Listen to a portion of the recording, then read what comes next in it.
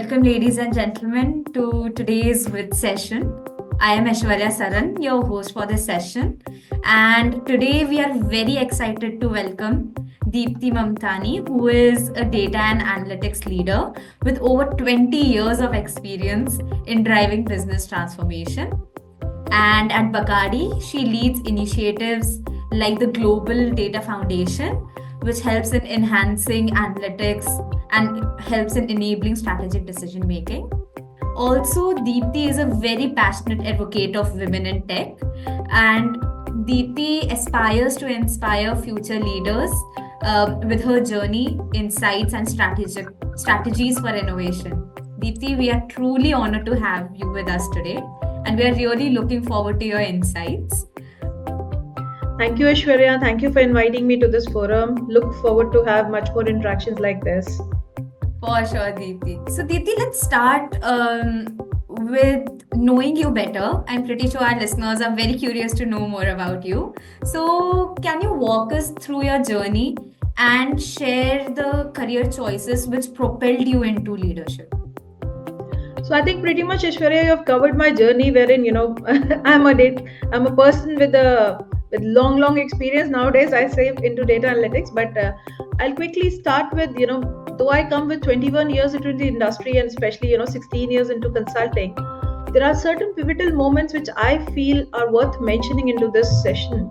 Would be, one of them was pretty early in my career, way back, wherein I was back from an assignment in US, and that's where I understood that my key strength lies more in techno functional area, and that was a time when I've chosen data analytics as my key skill.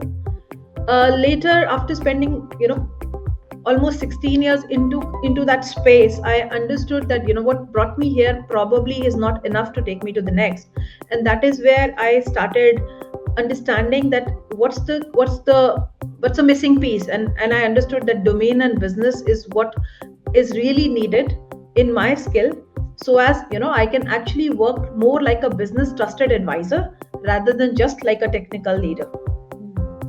And I mean, having that understanding is so important, especially for women who are very early in their career, especially in tech industry. So with that being said, as a woman leader in data analytics, what have been some of the most pivotal moments you have encountered that has influenced your leadership way?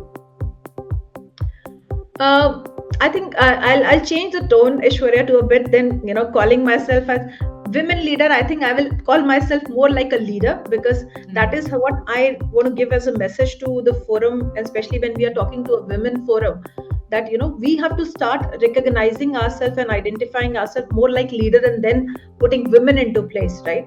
And that is where we would like to make that change happening, and you would see it happening on the table.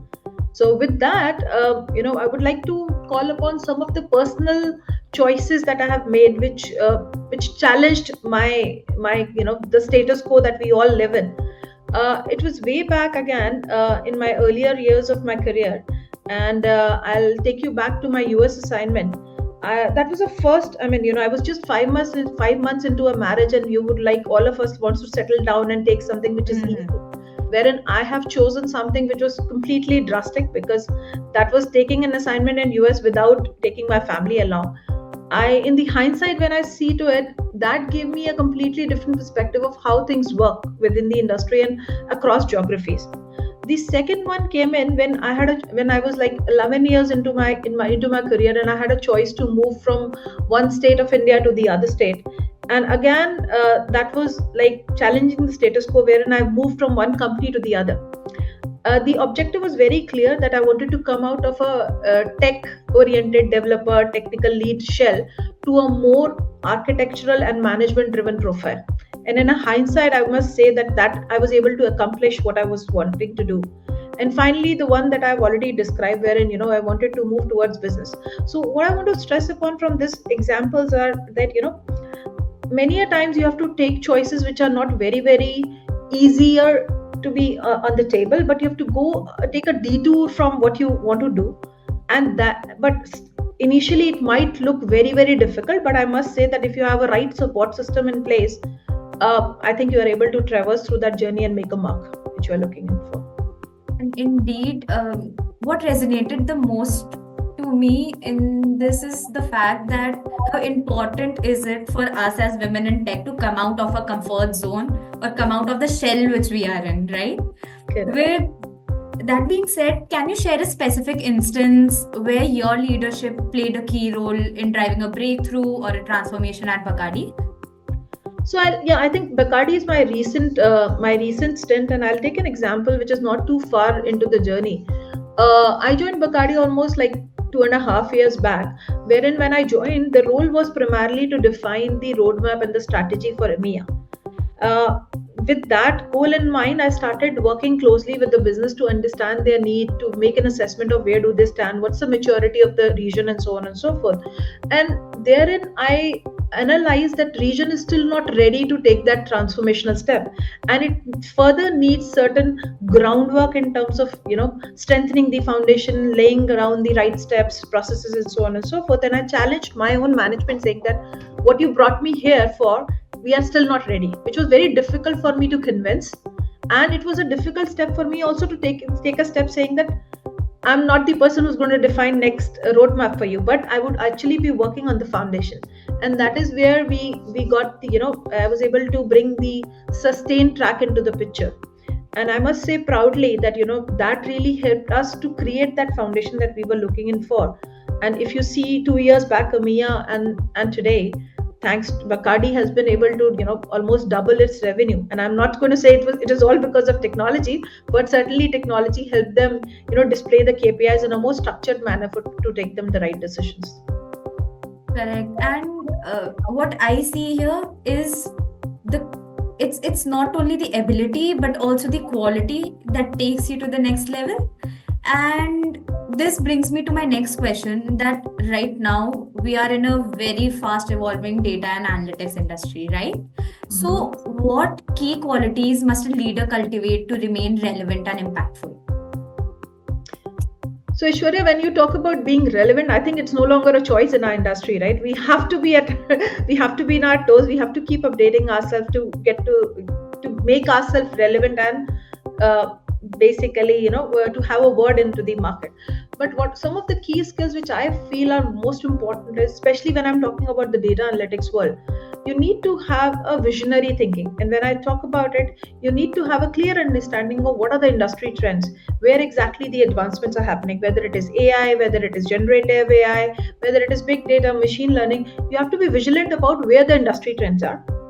And once you are aware of the industry trends, then you have to have a focused path in order to achieve those. And that is where adaptability plays a lot of a role, because unless you are adaptable to move and adapt to a new changing environment, that is where the difference is going to come through.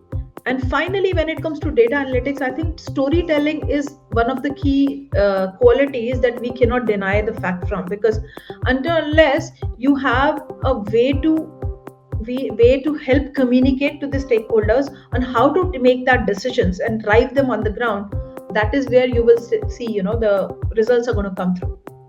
Correct.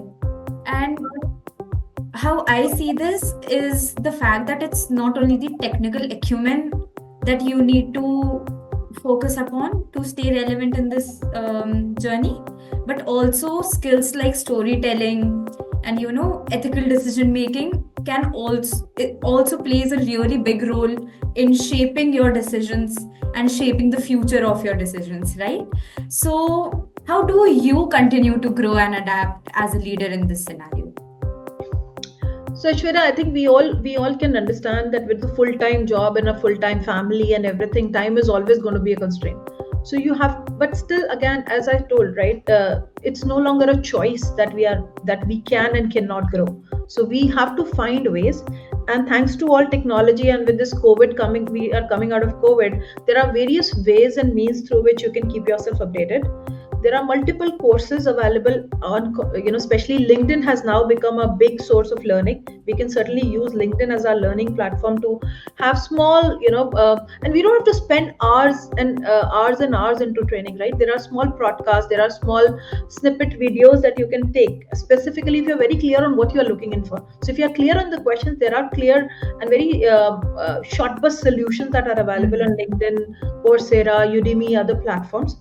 The other aspect that I would like to encourage over here, and especially if we are in the middle age of our career, right, that to have the management perspective. So we all generally, if you see, we are more focused about learning technical skills, but until unless you really know why you are making and whom you are making and whether it is making a difference, and that will only come when you think about a management and a general management degree, wherein that's going to give you a more holistic approach of how a finance talks to a supply chain. Why are we making one shift and how it's impacting the others? So these are two areas which I would like to encourage everyone to take it into their day to day. And I must say it's not going to take it's all about how you maneuver through things. It's not that it'll require 5 hours of your personal time. Certainly it can be done much faster. Right. And talking about maneuvering through the daily deeds, as someone who is responsible for driving business transformation, how do you ensure that cross-functional teams collaborate effectively and share their ownership of the outcomes? See, effective collaboration is rooted in trust, right? It's rooted in trust, clarity, and shared purpose. Until unless we are very clear on what we want to achieve and share it as a vision with the team, that is where the change is going to come through, right? So whenever we are talking about an initiative, we need to have a vision which is more unified in nature and which we can make everyone resonate through. Once we have a clear vision established, that is where the next step will come in, wherein we have to define how this vision will get executed on the ground, and which comes from clear roles and responsibilities. You need to have clear expectations set up within the team, what each individual is going to contribute through, and then drive that change using the metrics. So once everyone is aware what they need to achieve, then you define those as a matrix into their KRA, and that is how you can. And certainly, we all work for incentives, so there's no difference around it. So you have to incentivize the high performers. And I'm sure with all these three components working together, we can certainly have the transformation that we are looking in for. Correct. And talking of having a unified and a shared vision, how do you see AI and analytics creating opportunities and rather solutions of the challenges in the liquor industry, particularly in enhancing customer insights and improving operational efficiencies, considering the industry is very customer centric right now? So how do you see that happening? You really nailed it, Aishwarya, because we have always been talking about AI, machine learning, but are we really clear on how exactly it's going to make a difference? See, AI is when you talk about AI, I think it gives us an opportunity to have the right data at the right time at the right place to get the right answering, right? So it is all about, are we making that impact? Are we enabling the business to get them to their solutions quickly?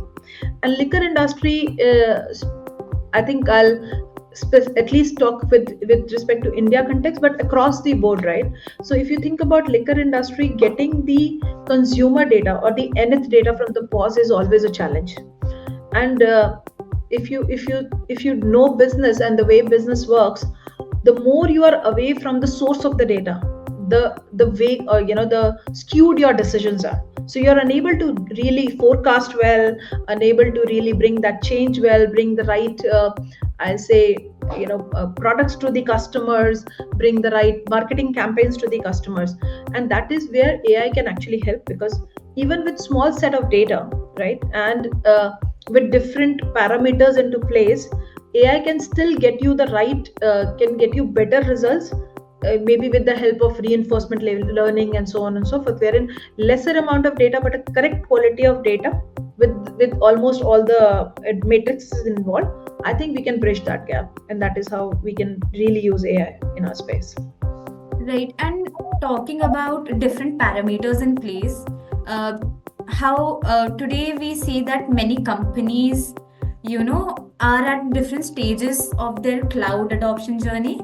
So how does Bacardi approach this decision-making process, especially as a leader who's balancing short-term needs and long-term strategic goals in the data space? See, Bacardi has a very different ways of working, because again, we have to be very cognizant of the fact that the primary product of Bacardi is not data and technology, and we sell liquor, right? We sell bottles and we sell happiness, to be more candid. But how do we do that, right? How can we have a balance between what Bacardi's focus is and how exactly can we have still the data and tech being into the focus area, is when we think about the Bacardi strategy. So we in Bacardi generally follow, we would like to follow the leaders. So we would not like to reinvent the space in terms of technology solutions, but we would like to take and generally we do a very wayful decision of build versus buy. So we would like to buy as much as possible and take the capability that has been given on the ground with certain products which are mature in the market and so on and so forth. And with that strategy in mind, wherein we would like to go more of a follow mindset rather than a creative mindset. Basically, how we I mean, we have to be assessing about different priorities. I mean, in a short term, what is needed, in a long term, what is needed. For example, if you don't think about cloud, we have taken a stance as in to prepare ourselves for the S4 journey, which is coming forward for us by preparing ourselves into SAP RISE. But when it comes to long term thinking of preparing our infrastructure and creating a harmonized environment for our AI journey, that is where we have in-house started a project which is more bringing that foundation layer.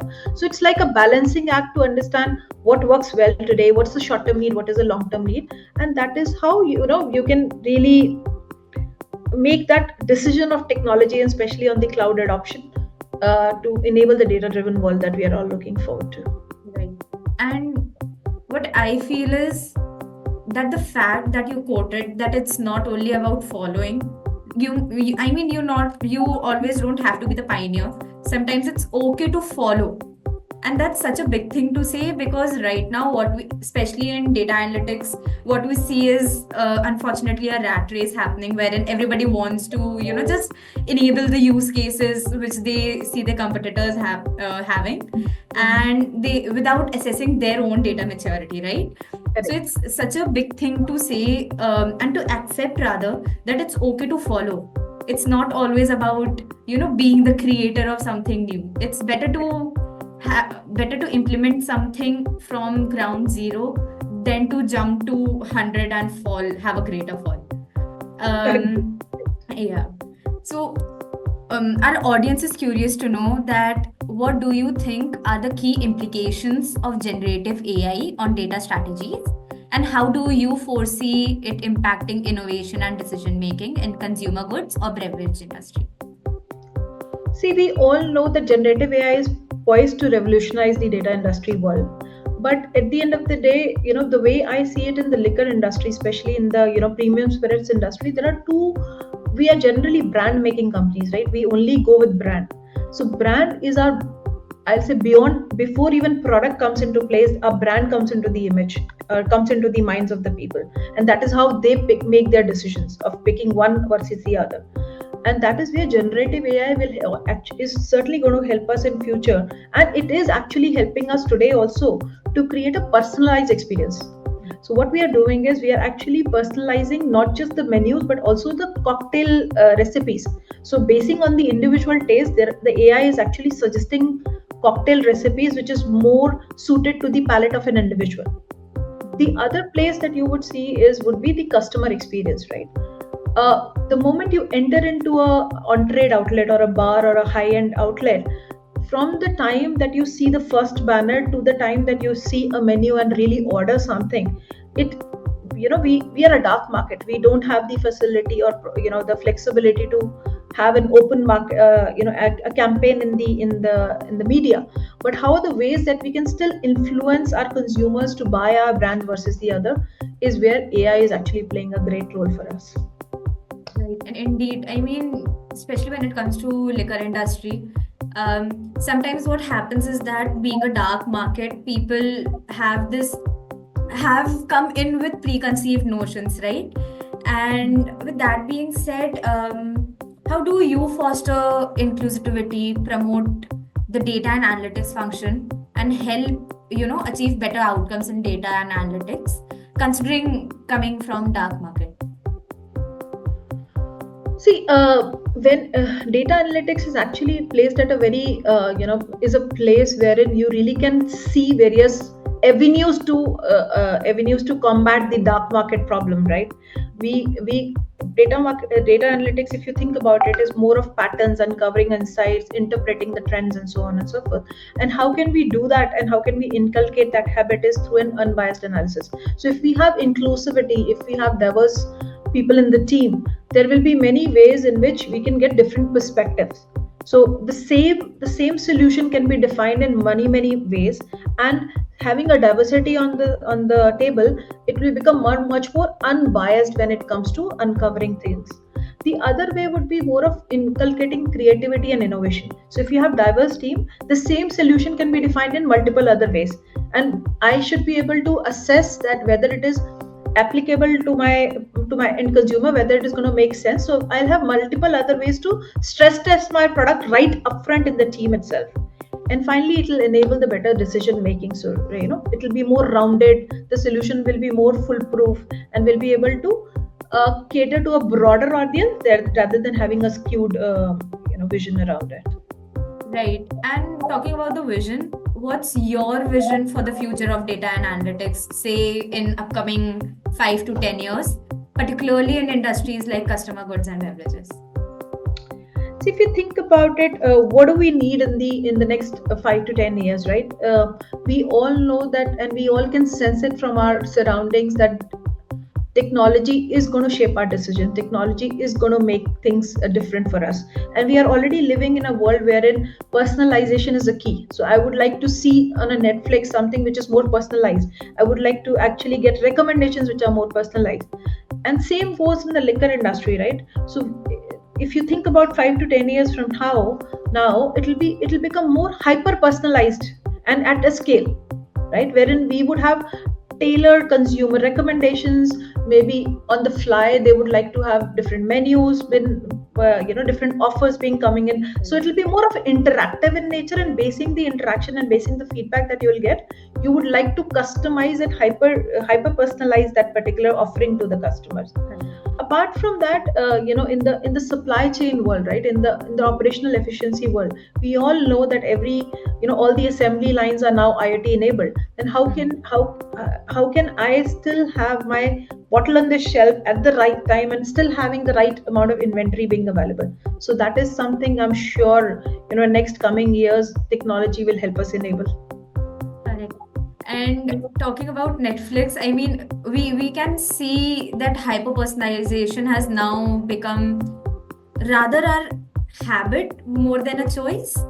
And that's what I feel, that's what you are trying to say, that pertaining to this habit, now every company in the industry will have to get along with it so as to provide better insights, cater better to our audience, and be present where your audience want you to be. So I think so if this is implemented on a larger scale, this would indeed be game changing experience for us as customers as well. And what I see is that this would also give the companies a better insights into customer behavior, and then we could see a loop happening of better insights and better customer delivery. So that's something which I really look forward to, especially in coming 5 years, considering the Christmas Netflix recommendations I am getting. So so I really look forward to personalization. And that is the truth it is the truth today, and certainly it's going to be much more effective in the coming years for sure. Right. Deepti, I'm just curious to know that as someone who is juggling the demands of high stake role, what practices and habits keep you grounded, focused, and inspired to do better in your career and life? Aishwarya, I think I'll completely echo the fact that every day we are stretched from all angles, whether it is your work, whether it is your family, whether it is your personal priorities which you would like to achieve. And once you grow up the ladder in terms of your career, you also grow up in terms of number of years that you are on the earth, right? So you're also turning goals. So how can you really juggle well is when you're very, very clear on your priorities, right? So I know every one of us, and we are living, especially we are all working, most of us are working when you're working in a matrix organization with pressing priorities. The one piece of advice that I can think which really helped me was to have a clear priority and better write them in bold. So if you're very clear on your priorities, put them on a piece of paper with bold letters and paste them in front of your desk, because every day otherwise your priorities are going to keep on changing. So have a priority for an year or so. I know we cannot think about 10 years nowadays, because earlier we used to talk about 10-year development plan, 10-year priorities. I think let's go short and long. So think about where you want to be in next 5 years and what it takes you to in next 1 year, what is that you require in order to get to that approach. So that's one thing. Again, every day you will have battles. Then you have to be very, very choiceful on what battles you would like to fight, because not every battle is actually worth fighting and giving your energies. And third, you should have a set of allies, right, where you can really talk to in case of doubts, because I know, it's very difficult for us in a corporate world to have friends. So the best that you can have is have allies whom you can trust and have your discussions with. And finally, I will say that first thing for you, especially, again, I didn't want to always quote ourselves as women, but even you need to think about, how can you do justice to your career. Because if you think about it, we always feel that we have other priorities which are more important, even if those are there. But think about it, is both career and your personal life require attention at the same time? And many a times you can see that not every time both of them are equally stressing and equally demanding. So make choices wherein you can give relevant time to your career, invest in your career, invest in your own skill development whenever needed. And if there is a conflict and which can happen, I'll not deny the fact that there might be days wherein it will be conflicting for you to choose between what is work priority versus your personal priority. In that time, I think you should have a clear set of priorities which should guide you. But I'll still say that, if you're a working professional, do justice to your career, because that is how the career is going to make justice to you. And what I believe is that right now, especially what I see popularly amongst women, is the fact that they see themselves on a tightrope where they see their career and personal life, as a balancing act. Whereas now I think they'll resonate more to it by the fact that it's not all battles have to be fought. Some can be let gone off, and it's on you how you prioritize it, right? And that's so important to understand, because sometimes at the end of the day, everybody is a human, and as a human, it's not practically possible for you to be there all the time for everything and every initiative you take up.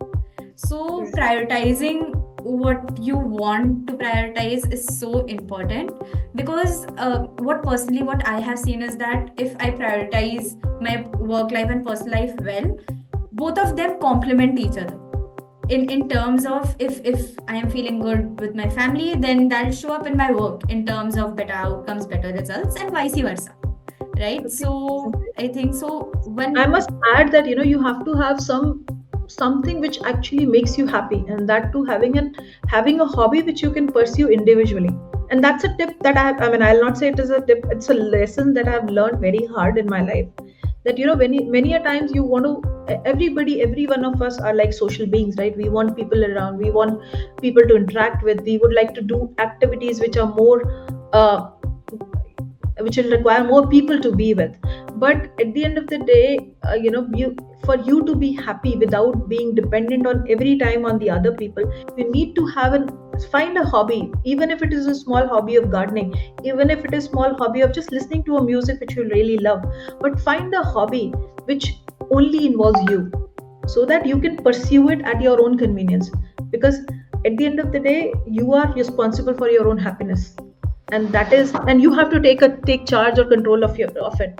And you cannot be waiting for anyone else to come and jump and give you that happiness. So that's my I'll say a tip and advice, saying that take charge of your life, take into control, and then work for that particular thing which really gives you the individual happiness. Right. And how I see this is that prioritization should not only be amongst your work and personal life, but also there should be a subcategory to your prioritization in terms of one for people and one for you, because it's equally important to give yourself the importance which you need, right? And yeah, and that's what resonates with me a lot. And talking of tips, Deepti, what message would you give to the aspiring women leaders in data and analytics, about overcoming barriers and stepping into leadership roles? And how can they build the confidence and skills needed to thrive in these positions? So Aishwarya, I'll be very honest. I've been into so many forums. I've attended, and I've many a times represented women in many forums. But there are three tips that really stuck me, and maybe that's where I need more work. Is why it is resonating so much with me. Is that it's not always enough to do a great job, right? Even if you're doing great, and if you're not showing it, you actually lose a battle. If you think about your women, your men counterparts, see how much do they really talk about it without being lesser prepared and lesser known. So that is something that we need to be more cautiously doing it, because that is not inherent of our nature. The second thing I would like to say is, in order to have it all, generally we have a habit wherein we want to be best at everything. Then define that best means for you. What does that all means for you? Probably you can pinpoint, okay, these are the 5 or 10 or 15 areas wherein I would like to do best, and rest everything can be cornered off. And finally, you need to have a clear vision. Maybe have a role model which you look forward to, whom you would like to replicate in next few years down the line. And also be cognizant of that fact that now that you know that this is where the place that you want to be, how you're going to be. So define your steps very meticulously, clearly, on from here to next 5 years, 10 years. Even if that role model could be your own mother, right? It doesn't have to be a very great personality that you would like to replicate through. So take time to write it down and review them occasionally, because things change, right? Our circumstances, our environments, our situations keep on changing. So whether it is still relevant, am I heading into the right direction? And maybe as a bonus, you certainly you can't get what you don't ask for. So until you ask for something, don't assume people are going to come and give it to you in platter. So stand for your own self. Correct. And there's this very famous quote as well. If you don't ask, the answer is no. Right? That is Yeah. So it's so important. What I see is that voicing yourself, all the women in tech, I think so, must have heard this n number of times. But then it is still relevant, because even though you are voicing your own own struggles and battles, it's also important that you're voicing it properly, so that the person in front of you is able to help you, or rather guide you, or whatever guidance you need, you're able to seek that, right?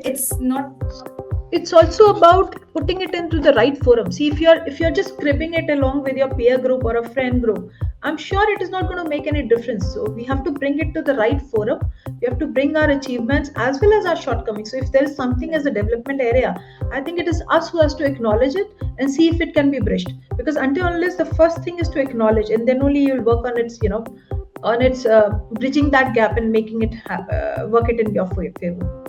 Correct. And Deepti, I must compliment you on this fact, is that what we usually see is that people at your stature with such great experience, sometimes they shy away from accepting that they need help, or this is what needs their time, or this is what they need to work on. So accepting what you need and then asking for help is really commendable. And I think so this is the biggest lesson which our listeners would also resonate with, that it's okay to ask for help if you need help. There's no point shying away from it. I think vulnerability is the key for any of the learning that you can imbibe. So until unless you are vulnerable, until unless you accept it, I think the journey is not going to start for you. So correct. And there is no shy away, right? We are all humans. We are all here to improve and learn, and learning never stops and should not stop, I'll say. Correct. So Deepti, with this in mind, our audience wants to know that what mentorship or upskilling initiatives have you implemented or seen success with?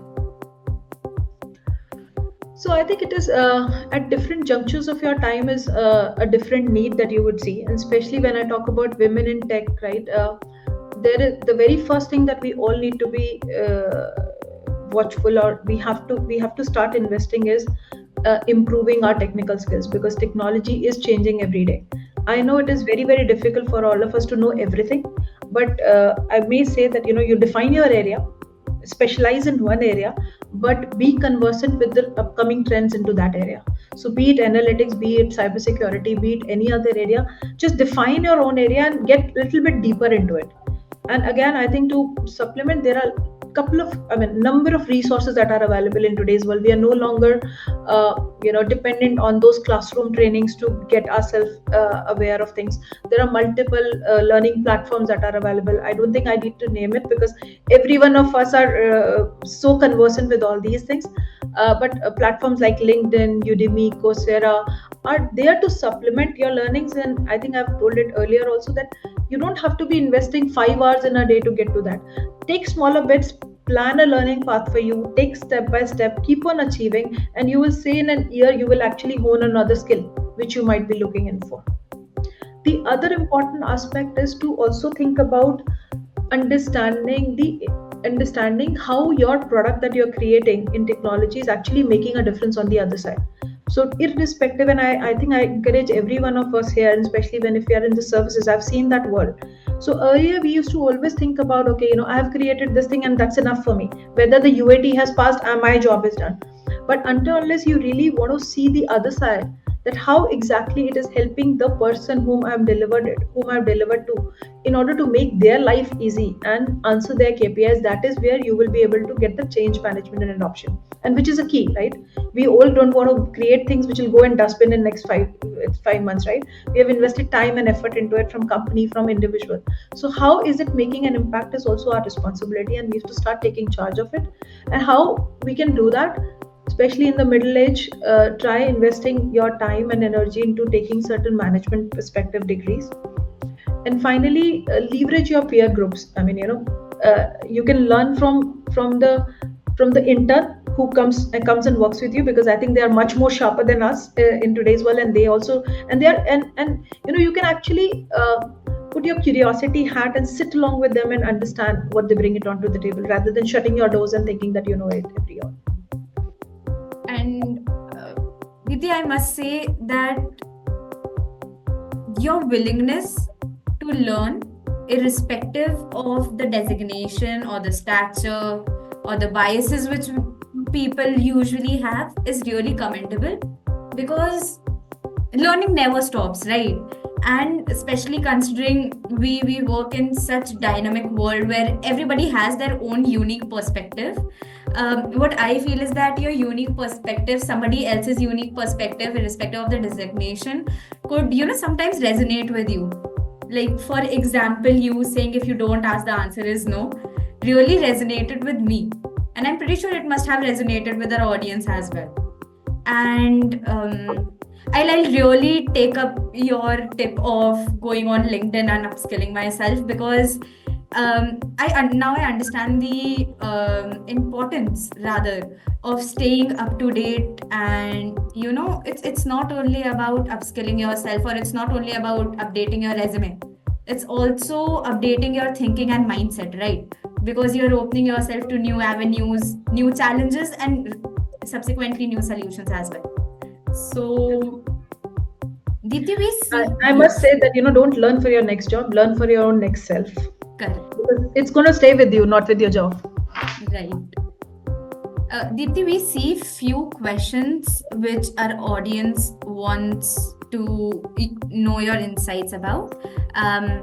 Do you want me to ask these questions to you right now, or maybe you would like to interact with them through email or LinkedIn, whatever is comfortable for you? I think let's complete our session for the timing, and then towards the end, if we have time, certainly I would love to answer those. Perfect. So Deepti, now we are going to enter into the fun part of our session, which is the rapid fire question round. So are you ready for it? Sure. Okay. So, one word that defines your leadership philosophy. Empathetic.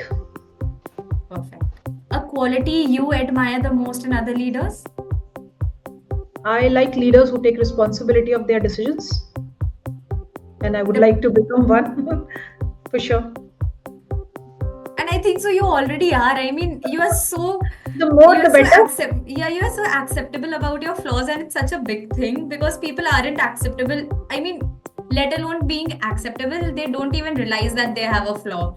So I see that as such a big strength, because I myself sometimes, don't understand if I have a flaw in me or not.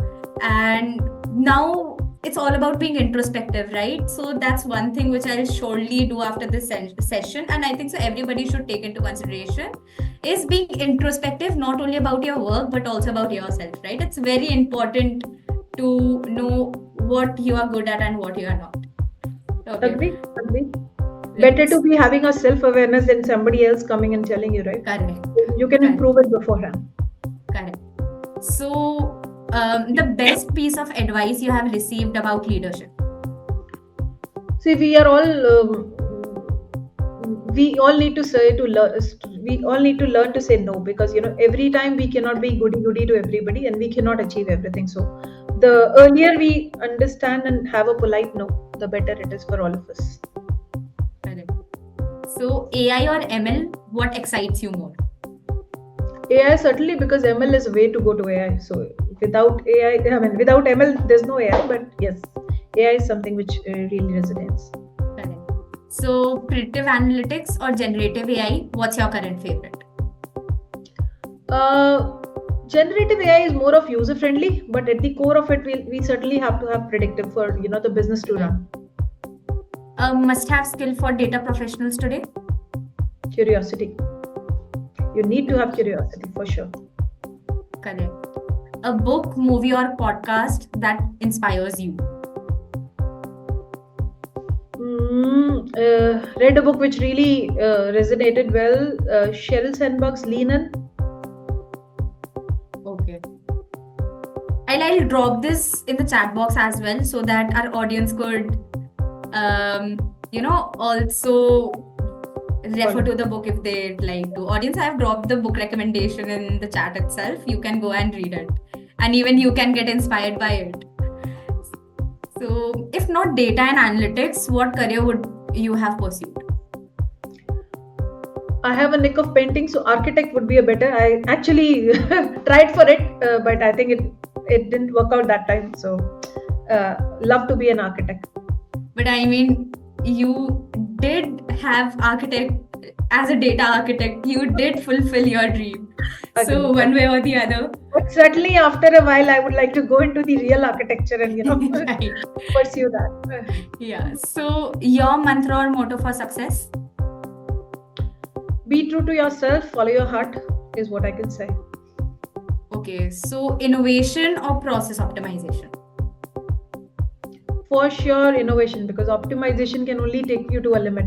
After that, it loses its charm. And the last question from the rapid fire question: strategy or execution? Strategy. Strategy gives you a bigger picture. Always have an eye on it. Correct.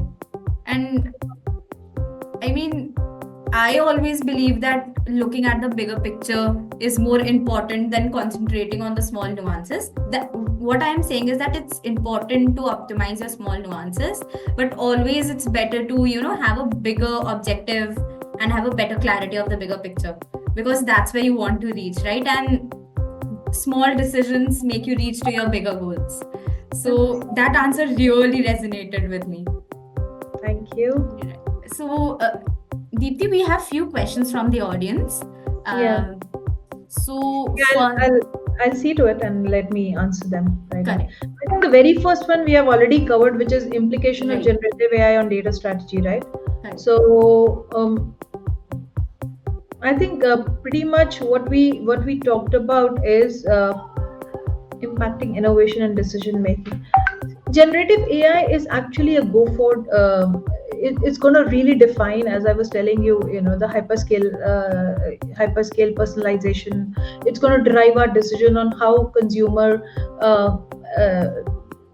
trends are going to happen. What is going to be our ways of working with them? What kind of promotions that we will bring it onto the table. So it's going to be a defining ways, and especially as we were discussing about liquor being a dark market.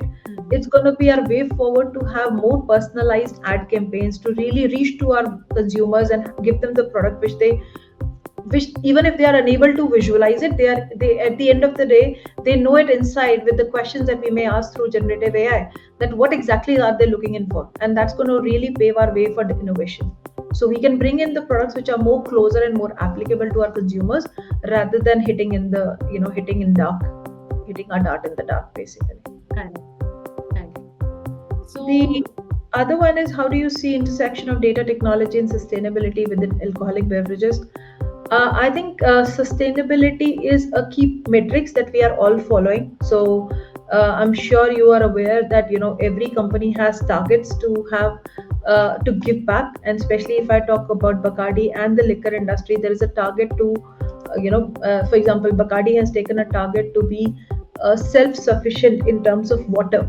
So whatever water we are taking from the environment, the same amount of water we have to replenish back. So we have taken to be 100% compliant by a certain year, because that's a completely different team that's taking that target through. But I know that there are initiatives that are going on, and way data analytics is actually helping them out is to define in those metrics and really help them trace through those metrics with the right visibility of data.